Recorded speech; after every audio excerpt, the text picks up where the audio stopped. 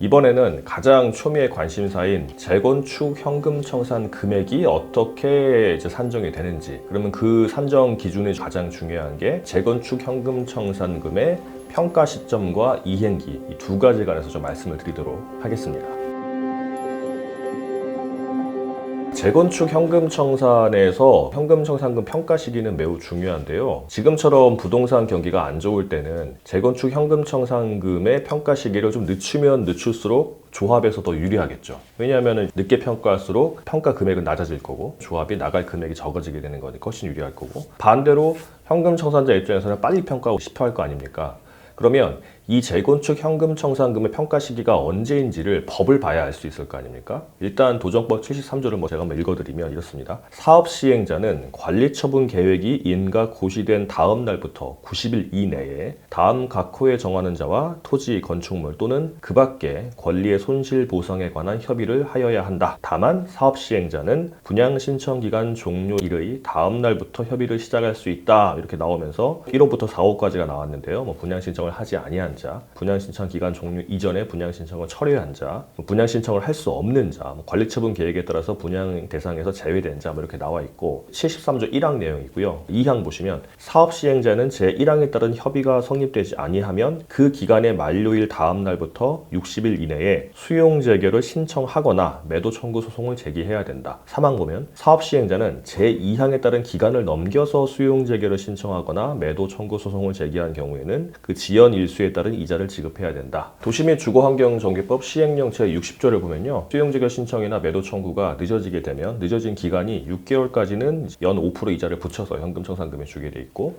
6개월 초과해서 12개월까지는 10%, 그 다음에 12개월 초과하면 15% 이렇게 나와 있습니다. 여기 다 현금 청산을 평가하는 시기가 이 법에 나와 있지 않냐라고 말씀하시는 분도 있고, 실제 변호사님들 중에도 이렇게 말씀하시는 분도 있기는 해요. 그런데 그렇게 간단한 문제가 아닙니다. 왜냐하면 재건축 현금 청산은요, 말 그대로 현금 청산, 조합원 지위를 인정받지 않고 나중에 아파트를 분양받지 않고 나온다는 얘기, 조합원에서 탈퇴한다는 얘기잖아요. 대법원에서도 재건축 현금 청산자가 되면 현금 청산자가 되는 시점에 조합원에서 탈퇴한 걸로 본다고 판단을 합니다. 아주 일관된 판례예요. 그러면 재건축 현금 청산자가 언제 현금 청산자가 되는지를 보시면, 분양 신청을 안 한 사람은 분양 신청 기간 마감일 다음 날로 현금 청산자가 됩니다. 분양 계약을 안 한 사람이면 분양 계약 마감일 다음 날로 되는 겁니다. 분양 신청이나 계약을 하지 않으면 그 다음 날로 현금 청산자가 되는데, 도정법에 나온 것처럼 보면은 사업 시행자가 관리 처분계획 인가 후 90일 이내에 협의를 해야 되고, 그로부터 60일 내에 매도 청구 소송을 제기해야 된다 이렇게 나와 있잖아요. 그런데 지금 이 바뀐 법조항 73조를 보면요, 관리 처분 계획 인가 후 90일 이내에 협의를 하게 되어 있거든요. 그러면 만약에 가장 많은 현금 청산자가 있는 분양 미신청자로 봅시다. 분양을 신청 기간이 끝났어요. 예를 들어서 2023년 1월 1일에 끝났어요. 그럼 1월 2일자로 나는 현금 청산자가 되는데, 이 조합이 관리처분 계획 인가 후 90일이 지나서 현금 청산 금액 기준이 정해진다고 한다면 관리처분 계획이 언제 될지 모르는 문제가 있어요.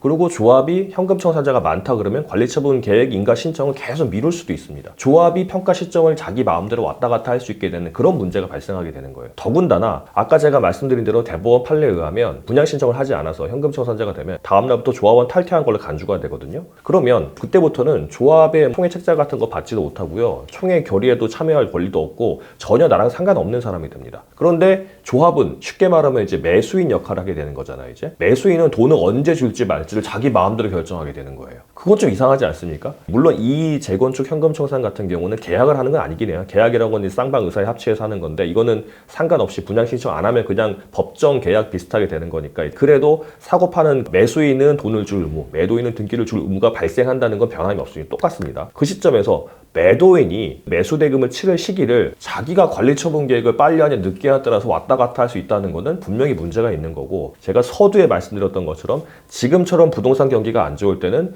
재건축 조합 입장에서는 관리처분 인가를 최대한 늦추면 되는 거죠. 늦추면은 현금 청산 금액이 그만큼 적게 나가는 거죠. 그 현금 청산하는 사람 얼마나 사람이 된다고 그것 때문에 관리처분 계획을 늦추겠냐, 이자 비용이 얼만데 빨리빨리 하려고 하지 않겠냐 하겠지만, 그렇지 않습니다. 제가 10년 전쯤에 지금처럼 부동산 경기가 안 좋아서 재건축 현금 청산자가 꽤 있었거든요. 그때 비일비재했습니다. 재건축 조합들이 관리처분계획 인가를 늦추려고 막 아주 비일비재했고, 더군다나 이자 비용이 나간다고 해도 지금 고금리가 올라갔다가 좀 떨어질 것 같다 그러면 조합들은 관리처분기의 인가를 계속 늦춰가지고 대출 금리를 낮추기 위해서 하는 유인이 충분히 있어요. 그렇기 때문에 현금청산 평가 시기를 관리처분기 인가가 90일로 하면 안 되는 것으로 보입니다. 예전과 동일하게 분양신청 기간 마감일 다음날 또는 그때부터 150일인데 지금 150일이 없어졌죠. 그러면 이제 그냥 분양신청 기간 마감일 다음날로 되는 거고, 분양계약을 체결하지 않은 사람은 분양계약 기간 마감일 다음날, 이때로 봐야 됩니다. 물론 이제 현금청산자가 되는 그 요건 중에 73조 1항 4호에 보면은 재건축에서 제외된 거로 평가된 사람이 있는데 그 사람이야 당연히 관리처분 계획 인가일 기준으로 하겠죠. 그런데 분양 미신청자나 분양 미계약자 같은 경우는 그 기간 마감일 다음날 하는 게 맞습니다. 실제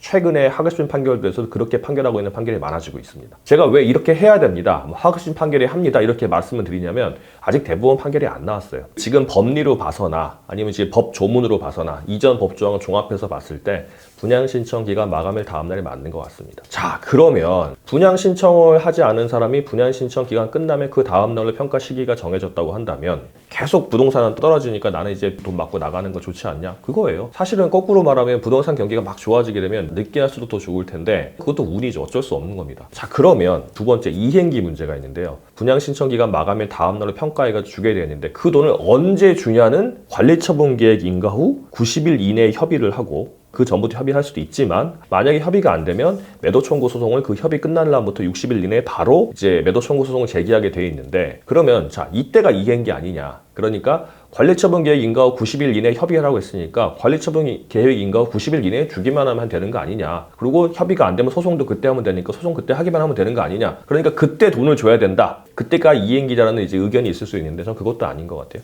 왜냐하면 현금청산자 평가 시기가 분양신청기가 마감일 다음 날이라고 했잖아요. 그럼 그때 이미 계약 성립된 거가 동일해요. 법정 이제 채권 채무 관계가 발생한 겁니다. 매수인인 조합은 현금청산금을 줘야 되고 매도인인 현금청산자는 등기를 넘겨야 되는 거죠. 조합이 끝끝내 돈을 주지 않거나 그러면 법이 최소한의 이제 강제장치를 둔 게 매도 청구 소송은 적어도 이때는 해야 된다.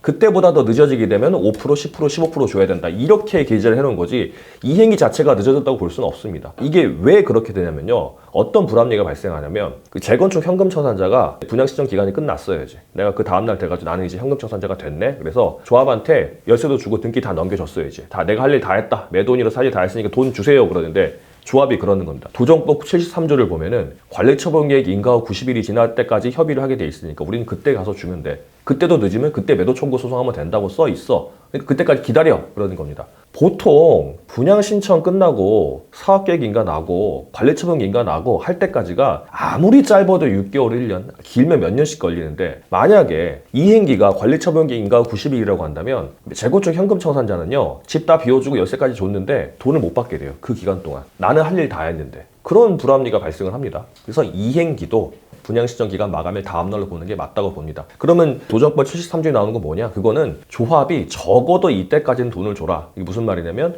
조합이 실질적으로 돈이 생기는 거는 뭐 시공사 선정하고 뭐 이렇게 분양하고 한 돈이 생기는 거는 관리처분 인가가 돼야지만 돈이 뭐 어느 정도 생기니까 그때까지는 줘야 된다고 이제 최소한의 이행기를 남겨놓은 거고, 이것도 안 지키면 페널티를 주는 거죠. 이제 예전엔 그런 페널티도 없었어요. 조합이 돈 없으면 그냥 마냥 그냥 기다려도 됐습니다. 그래서 저희 의뢰인들께 오시면 이제 미리 집을 비워주고 등기를 넘겨주면은 현금청산 청구 소송을 미리 할 수 있고, 그래서 판결이 나게 되면 그 판결 난 다음 날부터 연 12% 이자가 붙으니까 미리 해놓으세요. 해놓으시면 조합이 나중에 2년, 3년 후에 준다고 하더라도 2년이면 뭐 30% 받고 3년이면 45% 받으니까 집값이 올라도 안전합니다 라고 저희가 말씀드려가지고 해드렸어요. 저희가 이제 반소 제기를 해가지고 아니면 미리 소송 제기를 해가지고 이자 받을 수 있게 조치를 해드렸었거든요. 그러면 재건축 현금청산자는 어떻게 해야 되냐? 제일 좋은 거는요, 재건축 전문 변호사 만나셔가지고 현금청산금자가 되니까 조합에 돈을 받을 수 있거든요. 제기를 하죠. 그리고 여력이 되시는 분은 집을 비워주고 그 다음에 열쇠까지 넘겨주고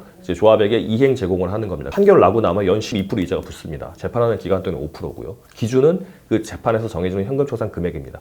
올리고 나면 그 금액에 대해서 연 12% 이자가 붙기 때문에 그 조합이 관리처분 계획을 늦게 하든 뭐 일찍 하든 이런 거는 이제 늦게 하면 늦게 할수록 우리는 12% 이자가 붙으니까 그렇게 받을 수 있으니 시간은 우리 편이 되는 거죠. 제가 말씀드리는 거 대략적인 윤곽만 이해하시면 되겠습니다. 재건축 현금청산의 평가 시기는 분양신청 기간, 분양계약 기간, 마감일 다음 날이고 이행기도 그때라고 봐야 되고, 그래서 만약에 현금청산 하시기로 마음먹었다고 한다면 최대한 빨리 분양신청 기간이 공고됐을 때 전문 변호사 만나셔가지고 현금청산금 청구 소송을 진행하시면 이제 이자까지 받을 수 있다. 그리고 이행 제공을 하시게 되면 거의 100% 확실하게 받을 수 있다. 이렇게 아시면 되겠습니다.